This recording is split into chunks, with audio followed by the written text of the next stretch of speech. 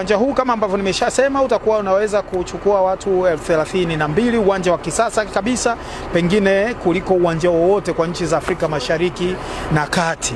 Na utakapokamilika Juni 2026, uwanja huu utakuwa na muda wake wa kuishi miaka 130, lakini kutakuwa na marekebisho ya kila baada ya miaka 10, lakini kitu kimoja ambavyo labda vitakuwa na lifespan fupi tutahakikisha vinafanywa marekebisho kwa kadri ambavyo mkandarasi ameelekeza wakati wa kukabidhi uwanja. Ni kama ile ya Benjamin Mkapa ambapo ulikamilika 2007 na viti vyake vilitakiwa lifespan yake ishie 2014, vikae kwa miaka 7, lakini sasa hivi ndo tunavibadilisha.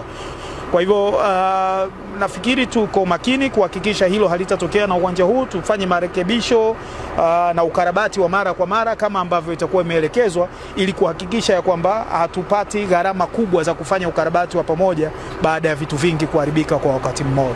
Uwanja huu kwa sasa hivi ujenzi wake umefikia 33%.